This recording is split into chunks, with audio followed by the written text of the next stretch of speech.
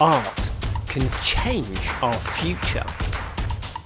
Travel with me, artist John Dyer and artist Joanne Short. Be inspired by endangered environments, plants and animals. Learn about tribal culture. Paint, connect, exhibit and change. It's a last chance to paint. Morning, it's 5:45, that's really early, and we're just getting ready to go on our first safari. So, see you later.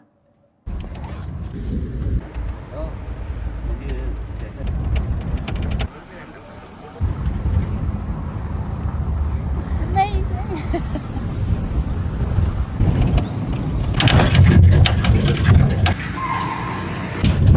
Hi there. We're in the jungle and it's chilly, but it's getting light. So we're hoping to see some things. Over there, there's a spotted deer. So quiet out here. What did you see it jump when the jeep started up? Can you hear that? So if you hear that noise, that's the spotted deer giving an alarm call because it's seen a tiger.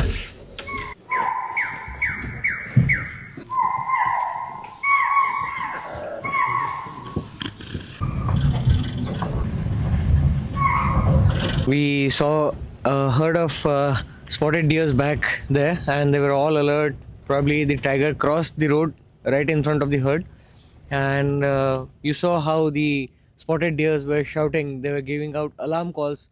The moment they saw a predator, they were startled by it, and they started giving out alarm calls to each other. And in the background, we could also hear the langurs, the Hanuman langur, the monkeys with black face. They were also very alert, and they were also giving out alarm calls. They were quite scared, it seemed. Also, I don't know if you have observed the deers, they were raising their tails, and you could see the bright white spots on the back end of the tail. So, without giving an alarm call to someone who is walking behind them in the herd, they can still alert their friends in the group. This tree is called Tendu, spelled as Tendu, or there's another name called Kendu. The leaves of these trees are used to make the local Indian cigarettes, and the fruits also are very sweet. We get those fruits only for a month or so at the beginning of the summer season, and you see lots and lots of animals feeding on it, from wild boars to spotted deers. Even we have seen the jackals and the wild dogs. We continued on with the safari and we found indirect signs of tigers with tiger poop. This is a scat, and you can make out what the animal has eaten in the last meal. It's a carnivore scat, and you can see hair. Probably it has killed a spotted deer. So these are some of the indirect sightings which help you to track the wild animals in the forest. And then after the tiger poop, we found these claw marks. Look at the size of them, the claw marks in the trees. The tigers almost like to show off and show they've been, how big they are. Look at the size of that. Those pud print marks are not pud prints, those are claw prints. So tigers will often follow the tracks because it's clean, and they like to keep clean because they're cats. They like to keep clean, just like our pets at home. Our cats always washing, liking to keep clean, and that's what a tiger's like too. Here's another fun fact about tigers. Tigers are very heavy animals. They are the biggest cat family, and a male tiger can weigh almost up to 300 kgs, and a female weighs somewhere between 180 to 250 kgs. That's equivalent of a big motorcycle. This eerie looking white tree with no leaves, it is called the ghost tree. During the night time, probably in the moonlight, it looks very eerie, and that's the reason why it's called the ghost tree. The local name for the tree is Karu, and the local community, they collect the gum or the sap of the tree. It's very good for stomach aches or stomach ailments. The tree changes its color 3 times in the year. So now you see there are no leaves and the tree is completely white in color. The moment it will have new leaves, the tree changes its color to pink or reddish in color, and as the leaves grow older, the color changes to green. And once the leaves fall down, it again changes back to the white color. It's a beautiful forest. Something I wanted to tell you here is that this is the spring, and in the spring the leaves start to fall off the trees. So spring is like autumn, and by the time you get to summer, it's like winter. All the leaves will have fallen off. It's like mind-bending. A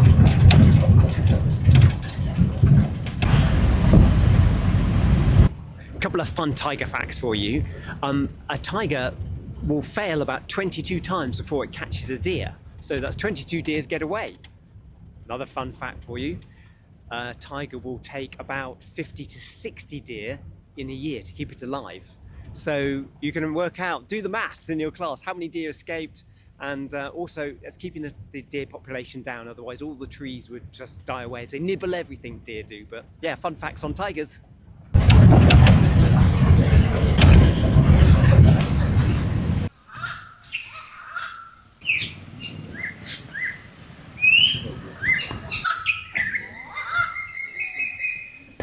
That's the sound of a fishing eagle.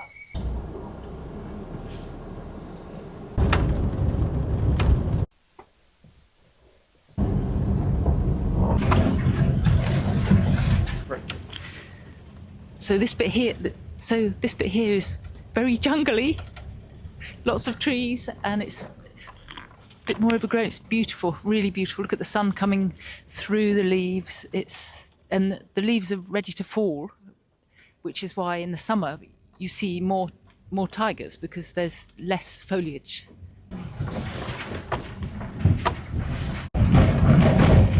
We just finished the safari. We're just leaving going through the gate. We've seen lots of animals and things, and now we're going off to paint. So today we've had special permission to go inside the forest. So yeah, we're just going under the barrier now.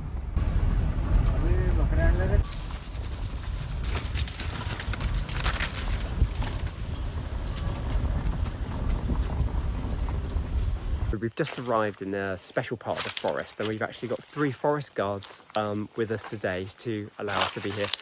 I've started my painting to put a background on so it's dry for me to work on. That sometimes is a good tip, good top tip. If you want to get straight on with trees and details and tigers, put the background first. Anyway, we're going to go and find a place not too far from the vehicle for safety reasons where I can paint the jungle.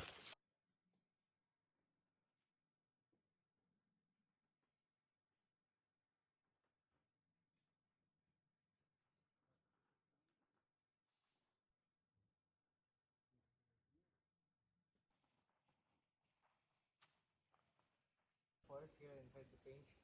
John's painting at the backside over there, but we have lots and lots of interesting things to see here today, and one of the best things I can show you.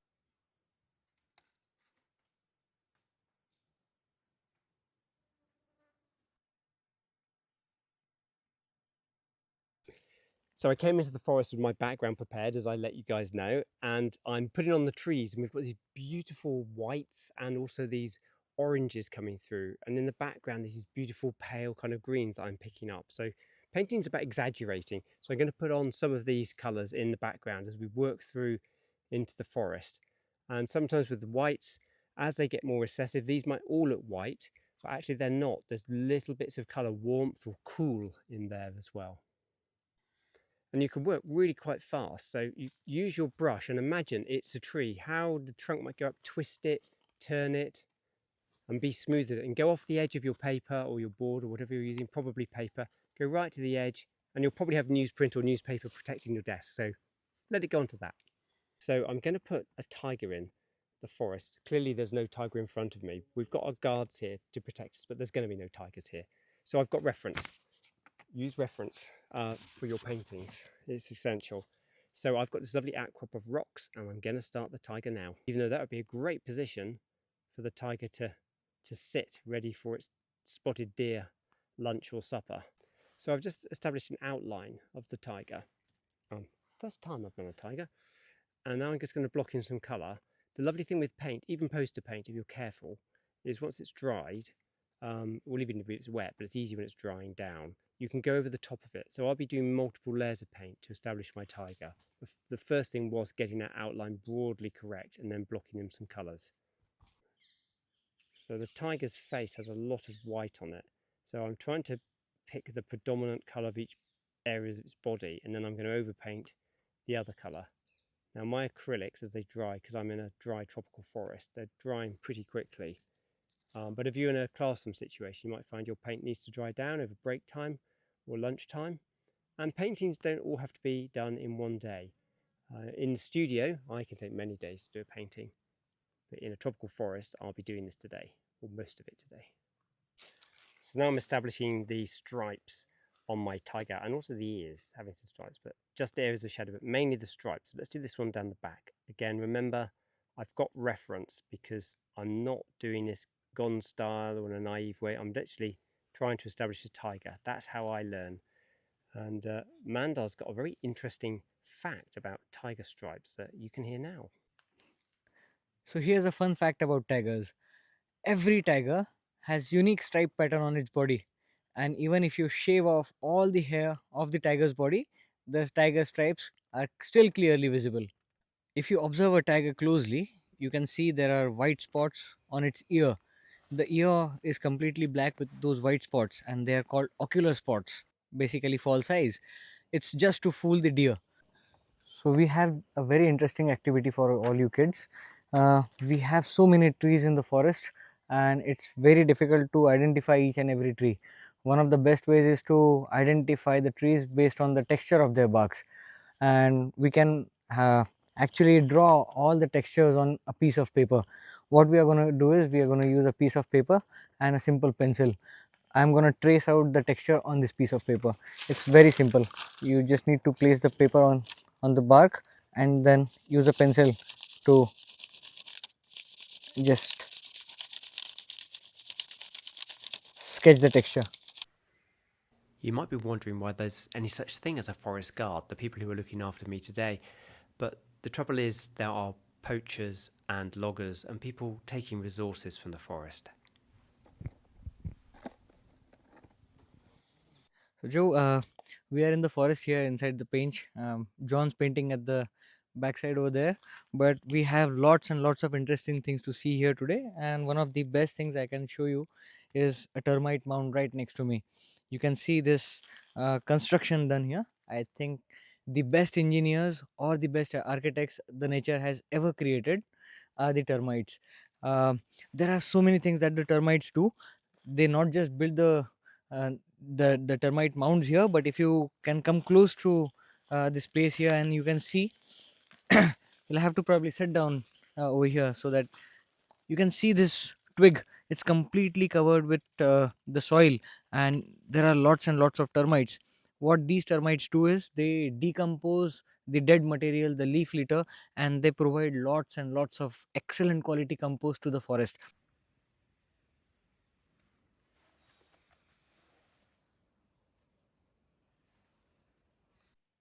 So these termites are the favorite food for the sloth bear.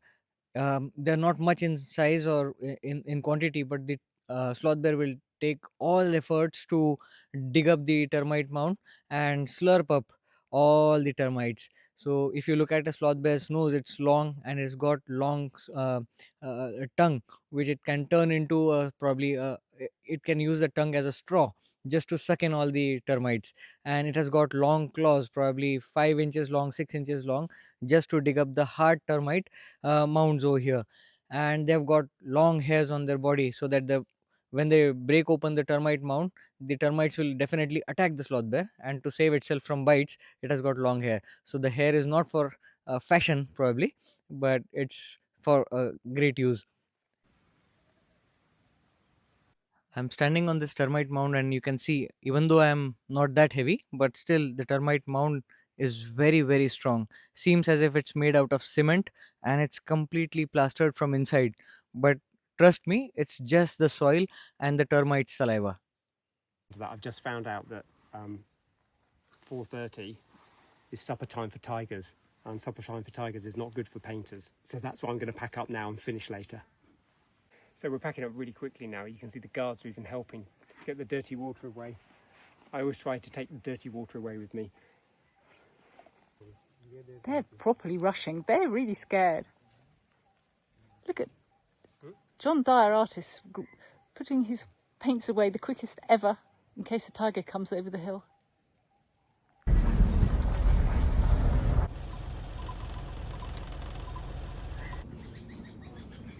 So I'm back in my little jungle house garden where I'm going to finish my painting. I didn't quite manage to finish before we were rushed out by the guards for our own safety, because tigers come out in the evening and early morning. So I'm going to put more details on the leaves, and I'm going to finish my parakeets, and then I'll let you see the final result after that. So I'm finishing off, and it's a dark sky area, and so I've put lots of little stars all around, and I'm working on the parakeets, and I'm also putting light on the side, one side of all the trees, to give it a real sense of luminosity. It's something you can do in your paintings. So by the time I've done this, it will all be finished.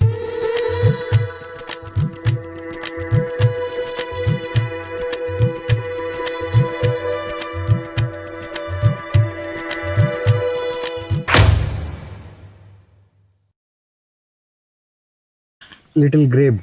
A little grape. Is it a full-grown little grape or just a little grape? No, it's full grown. The name is Little Grape.